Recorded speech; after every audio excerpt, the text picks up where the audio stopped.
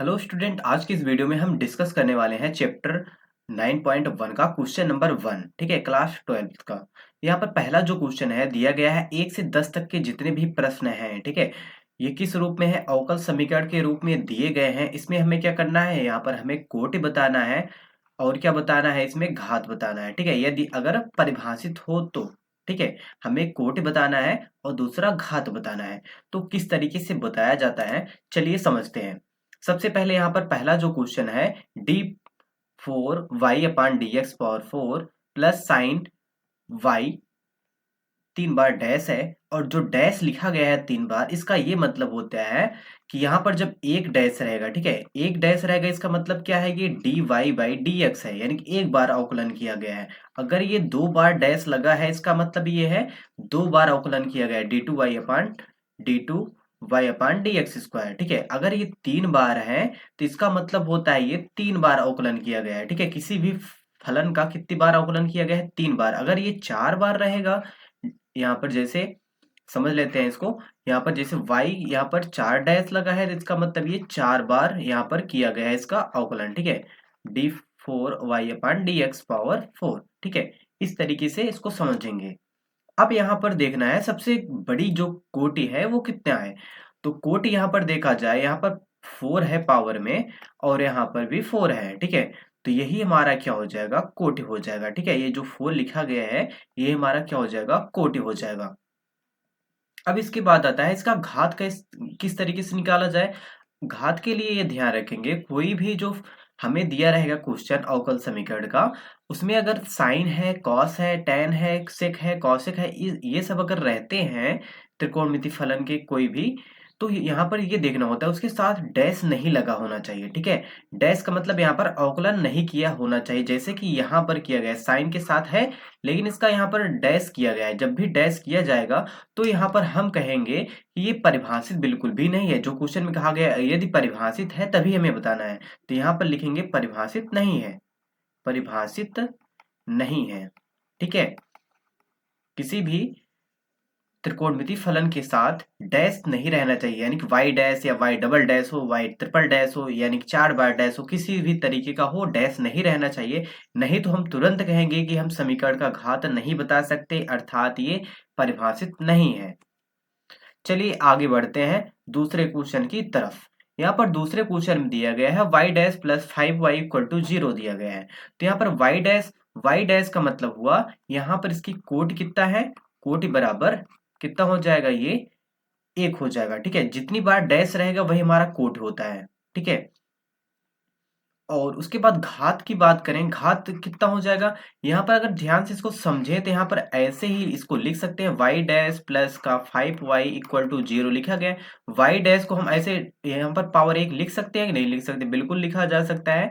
तो यहाँ पर जो हमारा कोटि होता है उसी में हम घात को भी ढूंढते हैं। ठीक है, जो हम कोटि निकालते हैं उसी में हम घात को भी ढूंढते हैं, और घात यहाँ पर हमारा कितना है?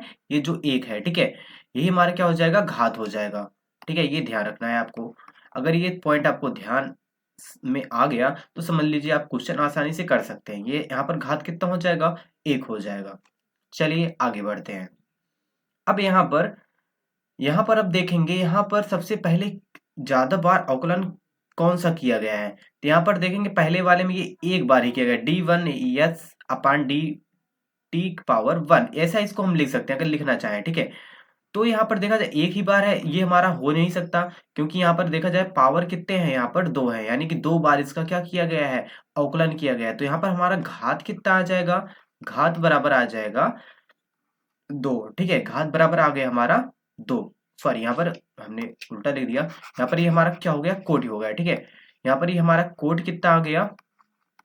कोटि बराबर आ गया 2। अब यहाँ पर हम घात की बात करें तो घात किस तरीके से निकाला गया है, तो उसके लिए अभी हमने जो पहले ही बताया था, यहाँ पर इसको हम क्या लिख सकते हैं? पूरे का पावर कितना लिख सकते हैं? 1 लिख सकते हैं कि नहीं लिख सकते हैं? तो यहाँ पर आप कहेंगे हाँ बिल्कुल लिखा जा सकता है। तो यहाँ पर जो पावर 1 है यही हमारा क्या हो जाएगा? इसका घात हो जाएगा। ठीक है, तो यहाँ पर घात में क्या लिख देते हैं? 1। चलिए आगे बढ़ते हैं अगले क्वेश्चन की तरफ। यहाँ पर है उसके बाद क्वेश्चन नंबर 4। क्वेश्चन नंबर 4 में कहा गया है d2y/dx² पूरे का पावर 2 है, प्लस का cos, उसके बाद dy/dx है। तो यहाँ पर सबसे पहले हम कोटि निकालते हैं। कोटि तो सब में निकल जाता है। कोटि बराबर कितना आ जाएगा, यहाँ पर देखा जाए कितनी बार ये किया गया है, अवकलन 2 बार किया गया है, ठीक है, यहाँ पर 2 बार किया गया है, तो इसका कोटि कितना हो गया, 2। अब घात की बात कर लें। घात हम तभी बता सकते हैं जब वो परिभाषित हो, और परिभाषित होने के लिए क्या हमने बताया था कंडीशन, यहाँ पर कॉस साइन टैन ये सब नहीं होना चाहिए। किसके साथ, यहाँ पर जो अवकलन वाला रहता है, यानी कि dy बाई डी एक्स हो, चाहे ये y डैश लिखा गया होता तब भी बात वही होता है, ठीक है। ये सब नहीं होने चाहिए, अगर ये होते हैं तो ये हम लिखेंगे परिभाषित नहीं है, परिभाषित नहीं है, ठीक है, अर्थात हम घात नहीं बता सकते। आगे बढ़ते हैं। यहाँ पर अगला क्वेश्चन है D two Y upon D X square equal to 3 cos 3x plus का साइन 3x। यहाँ पर देखा जाए कितनी बार अवकलन किया गया है, 2 बार, तो यहाँ पर हमारा जो कोटि हो जाएगा, कोटि बराबर कितना हो जाएगा, 2 हो जाएगा। और यहाँ पर घात की बात करें, घात तभी बता सकते हैं जब यहाँ पर कॉस हो साइन हो, उसके साथ डैश ना लगा हो, वाई डैश या D Y by D X इस तरीके का ना लगा हो। तो यहाँ पर देखेंगे इसमें भी नहीं लगा है, ना ही इसमें लगा है, तो यानी कि हम घात यहाँ पर बता सकते हैं। घात कितना होगा, जो यहाँ पर हमने कोटि निकाला उसी का हम देखते हैं, ठीक है। तो यहाँ पर पूरे को पावर हम क्या लिख सकते हैं, 1 लिख सकते हैं। तो यहाँ पर घात बराबर कितना आ जाएगा, 1 आ जाएगा। इसके बाद अगला क्वेश्चन है क्वेश्चन नंबर 6।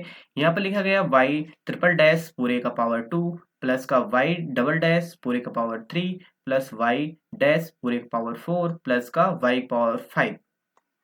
अब यहाँ पर सबसे पहले कोट की बात करें, तो यहाँ पर कोटि कितना दिख रहा है आपको, यहाँ पर कितनी बार डैश किया गया है, 3 बार डैश किया गया है, सबसे अधिक बार डैश यही है, ठीक है। इसमें देखेंगे 2 है, इसमें देखेंगे 1 है, इसमें देखेंगे 1 भी नहीं है, अर्थात हमारे सबसे जो ज्यादा बार अवकलन किया गया है वो क्या है, 3 बार किया गया है, ठीक है। तो यहाँ पर ये हमारा क्या हो जाएगा, कोटि हो जाएगा, ठीक है। यहाँ पर ये हमारा क्या हो जाएगा, कोटि हो जाएगा। कोटि बराबर 3, तो घात बराबर, जो घात इसी का देखते हैं जिसका हम कोटि निकालते हैं, तो यहाँ पर घात बराबर कितना है, पूरे पावर कितना है, 2 है, तो ये हमारा आंसर हो गया, ठीक है। आगे बढ़ते हैं अगले क्वेश्चन की तरफ। यहाँ पर छठा क्वेश्चन है, यहाँ पर लिखा गया y ट्रिपल डैश प्लस का 2y डबल डैश प्लस का y डैश इक्वल टू 0। यहाँ पर कोटि बराबर कितना हो जाएगा, कोटि बराबर कितना है, 3, ठीक है, क्योंकि यहाँ पर कितनी बार डैश किया गया है, 3 बार यहाँ पर डैश किया गया है।